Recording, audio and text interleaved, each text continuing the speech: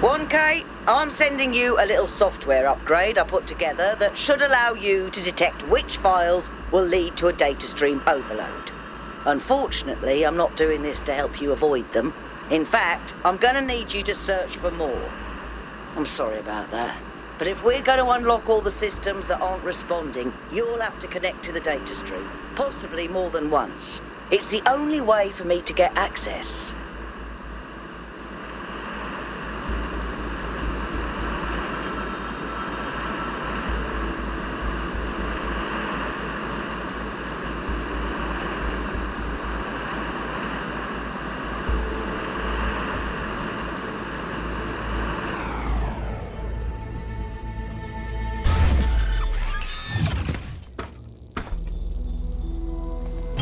All right, 1K. In this area, there seems to be a problem with the machine that makes the tetromino bridges. That means you can solve the puzzles, but you can't activate the tower. Look for a lab that lets you connect to the data stream. I already found it. I'll send you the coordinates.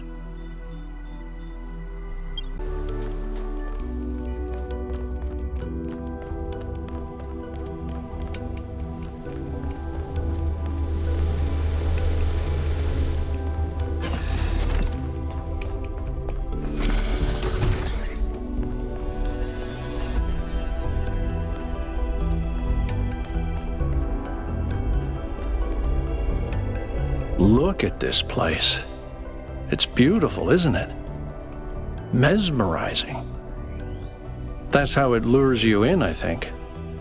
You see all these beautiful things and your imagination starts working overtime. And the puzzles, the towers, the mysterious apparitions, it all draws you further in, deeper into the trap. What if that's the whole point of this place? What if every time you have one of those visions, another little bit of you is corrupted, overwritten with the hubris of this place?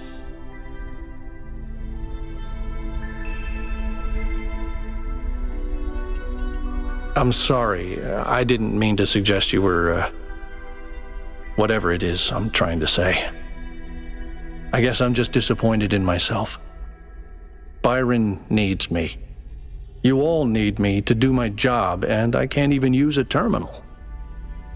If this is all really the work of the founder, I don't know, maybe she lost her way. Or maybe we're just not ready. But once we find Byron, I suggest we get the hell out of here and never come back.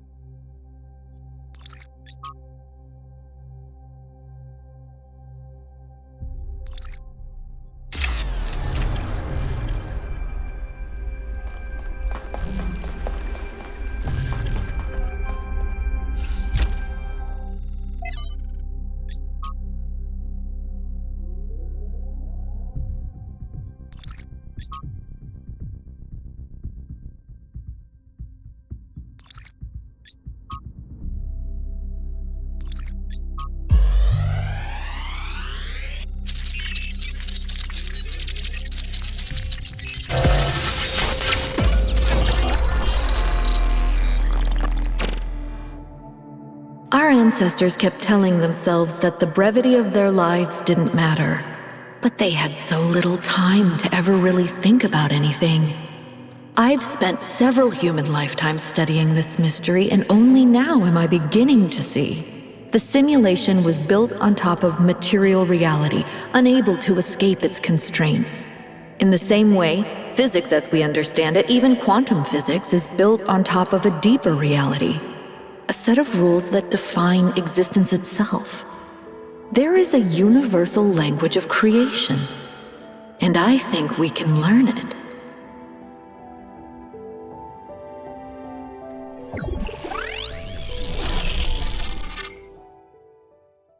The language of creation. What were they doing here? And how far did they get?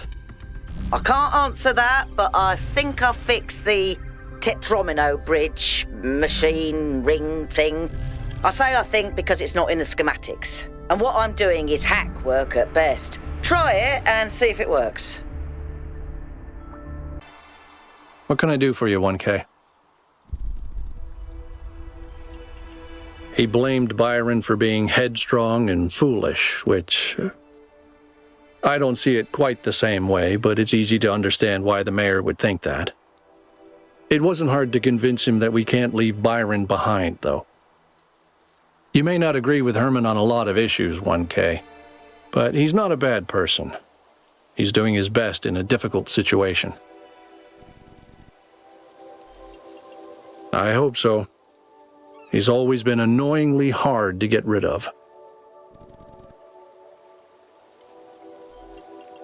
Why do you ask?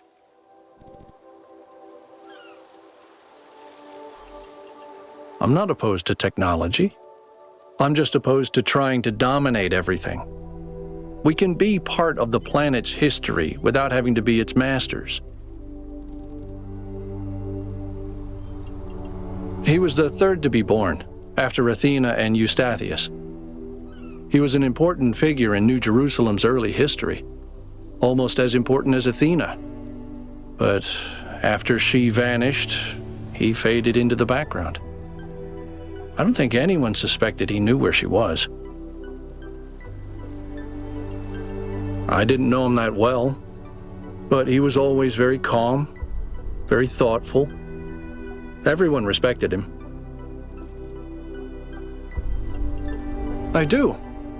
Although I prefer the term interactive fiction. It's better at capturing what this art form really is. Storytelling, but with a completely different underlying structure. As a category, it's more equivalent to poetry or the novel, rather than, say, film. Anything else?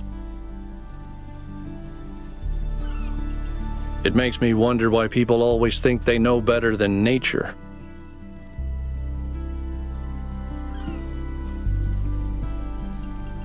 He was in charge of planning New Alexandria. It was his mistake that led to the disaster. After that, he retired from public affairs and dedicated himself to his studies.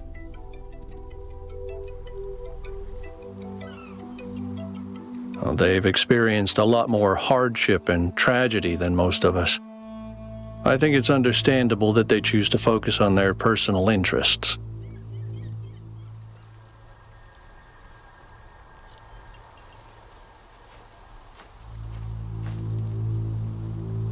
What can I do for you?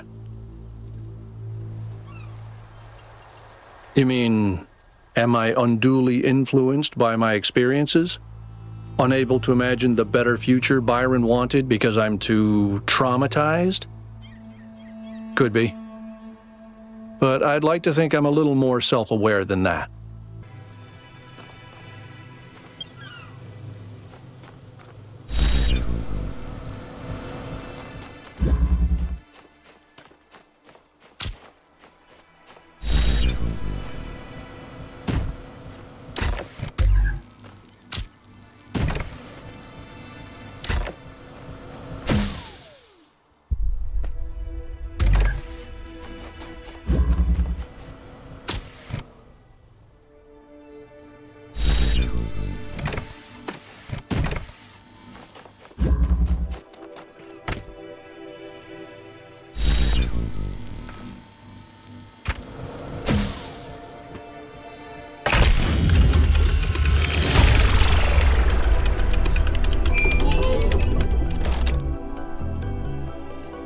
I've decoded another file from the data stream.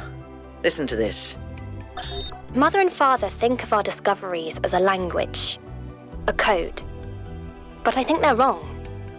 They're so caught up in the technical details of running the experiments and upgrading the machine that they're not paying attention to the patterns we're finding, to the symmetries, the harmonies, the melodies, the fundamental language of reality is a kind of music, and it's beautiful. Beauty is an inherent property of the cosmos. I love the way she looks at things. Listening to Miranda talk about beauty made me think. Okay, this might be super weird and kind of pretentious, but I honestly mean it. What is beauty? Like, where does it exist? Is it just in our minds? Or is there some objective component, something quantifiable? I always thought it was just perception, but if I understand her correctly, Miranda sees beauty as a property of the universe itself.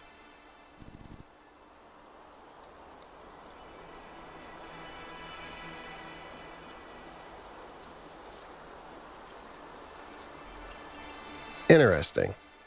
So the more humans there are, the more we spread across the world, the more beauty there is.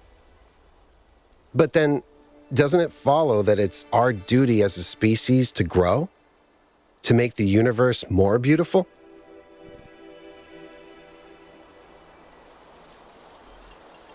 That's a really powerful image.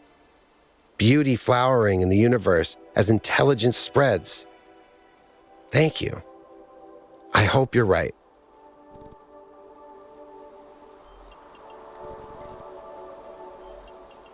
The southern part of the island is a natural desert, basically just due to the chemical composition of the soil. I haven't been able to work out why it's so warm, though. It could be a warm ocean current or something to do with the megastructure's thermal output. New Jerusalem doesn't have the kind of equipment I'd need to figure that out. I hope so.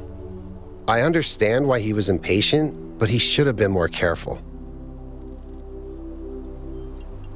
Yeah, everyone knew Cornelius. After Eustathius retired, he was the only one left who was there since the beginning. Except I guess none of us really knew him after all. We all thought he was lost in the past, always studying the archive and the simulation.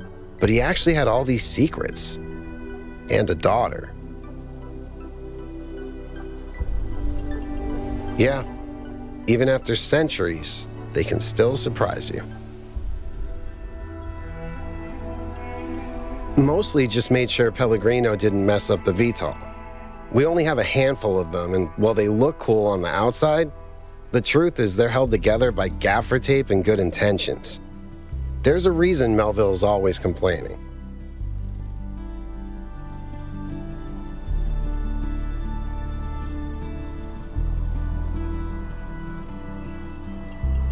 When you put it like that, it seems hard to argue. More and more stuff isn't working anymore, and eventually there will be consequences. I think that's one of the most beautiful things I've ever heard. I hope it's true.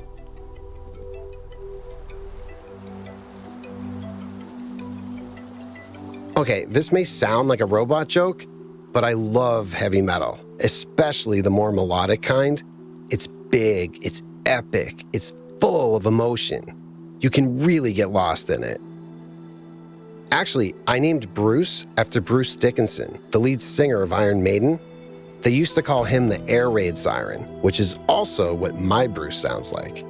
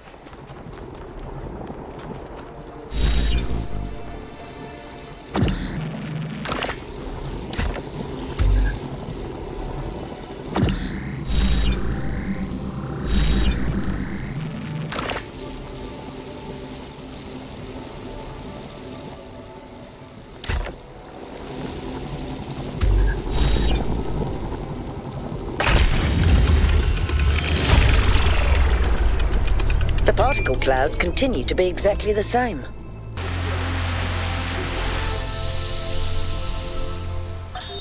In the early days, humankind lived in a world of unexplained wonders and terrors.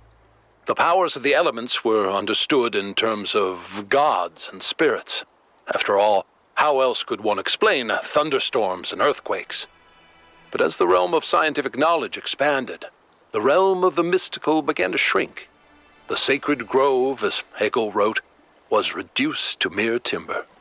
But as superstition retreated, another thing was lost: meaning.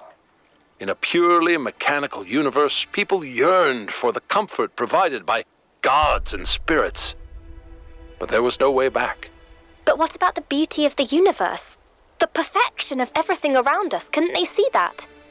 Not sure I can see that, Miranda. But I do think there was another way, a way forward instead of back. Faith not in an invisible world, but in ourselves, in each other, in the inherent value of consciousness and civilization. They never really found it, but I think that in those last months when their whole species was dying, they caught a glimpse of it. And that's how your mother was born.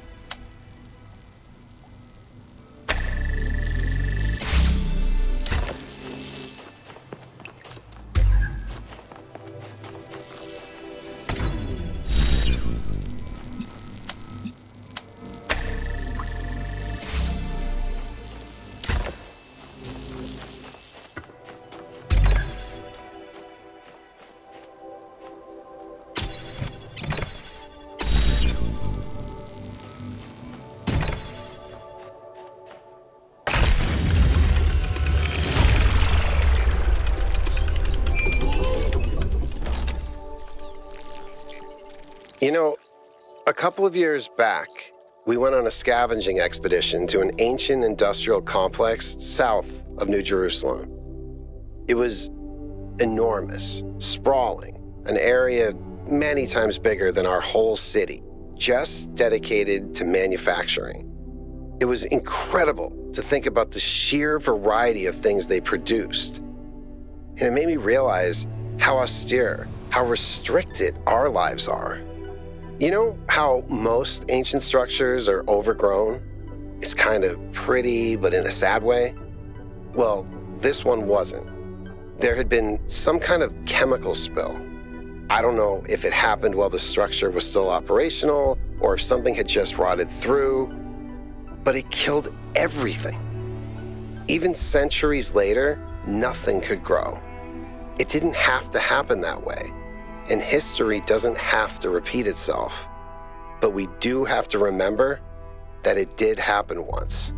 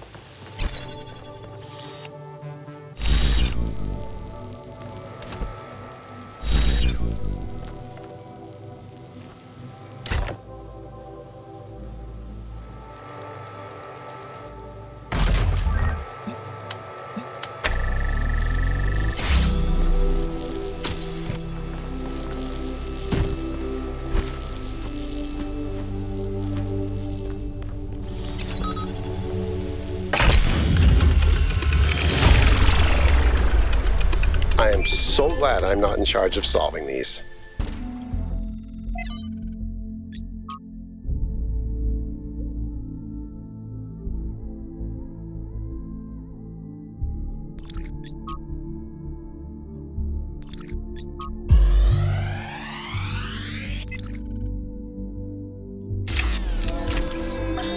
Today, we were delighted to be visited by a bunch of protesters, these voluntary extinction weirdos who think we're creating soulless monstrosities that will destroy the planet. They broke into the facility and started yelling at everyone. Fun, fun, fun, right? Then one of them lunged at Alex. Big mistake. Chernyshevsky grabbed the guy and literally threw him across the room. I mean, almost threw him all the way off the dam. After that, the rest of them had a change of heart. Now, I'm telling you this because mostly it is not like that. But these people do exist. And somewhere in their shriveled little souls, they think that they're doing the right thing. They think they're being righteous. Now, to me, what Alex is trying to do is an obvious good. But that's not the same for everyone.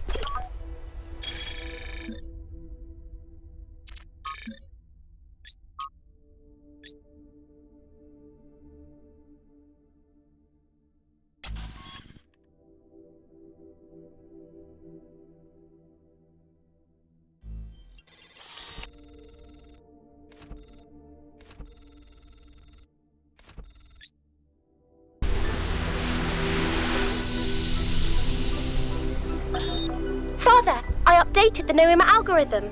It's working twice as fast now, and I think I can increase matter output by 25% if I tweak the modulator a little. I'm so excited. Nice to meet you, so excited. I'm Cornelius. What? Oh, Dad, this is science. You have no idea how long I've been waiting for the right moment.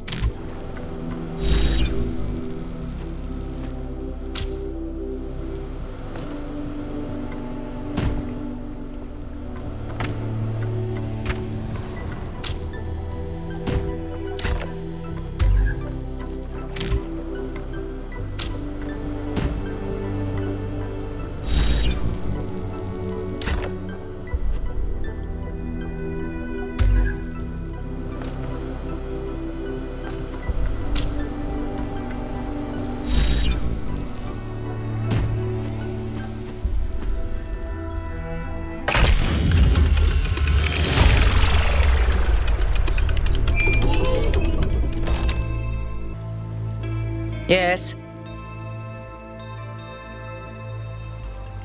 Now, I suspect Byron is still logged in, and his presence has thrown everything out of whack. Entire subsystems are locked down, and everything that depends on those subsystems is disrupted.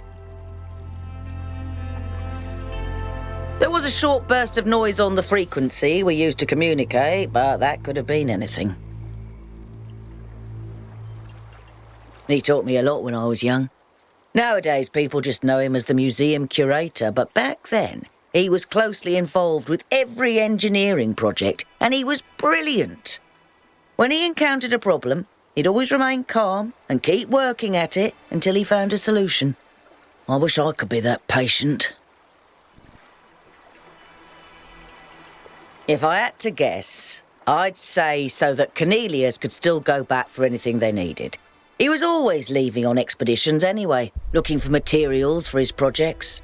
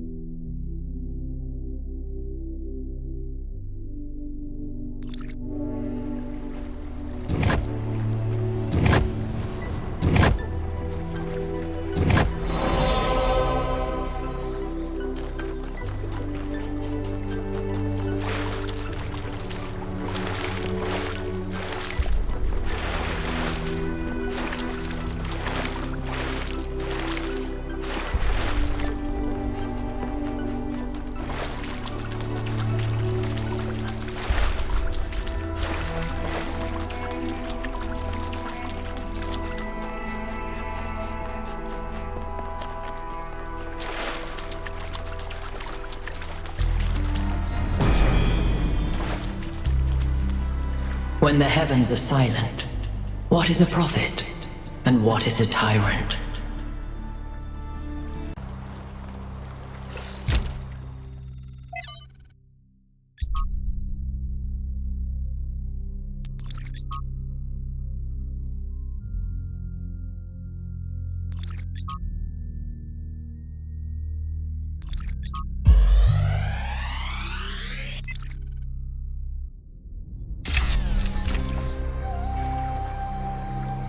This is a design for an improved charging station.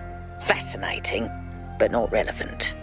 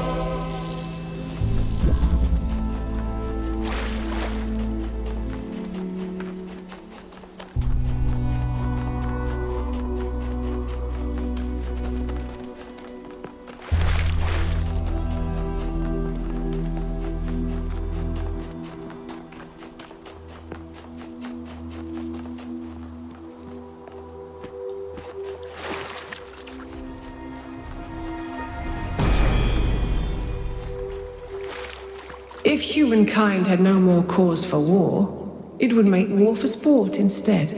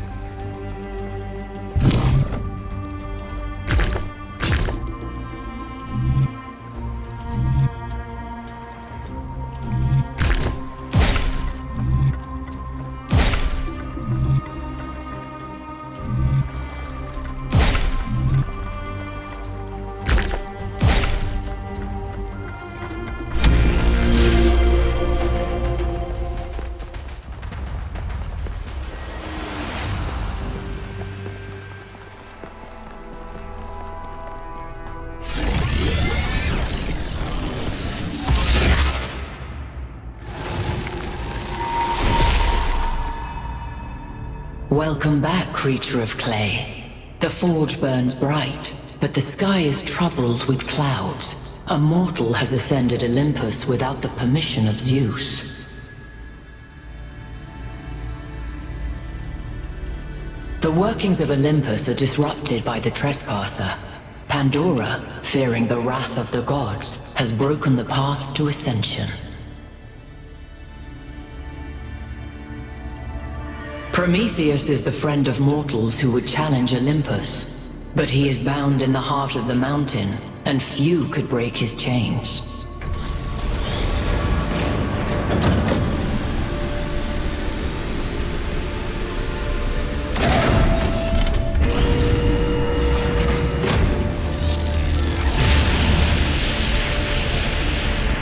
I think it's safe to assume that Olympus is the entity's term for the megastructure. It looks like our best chance of rescuing Byron is finding Prometheus and freeing him. How do you free a weird, glowing ghost thing? I suspect these entities exist within the megastructure systems, and what we're seeing is just how they manifest to communicate with us. I don't really care what they are. For now, let's play along.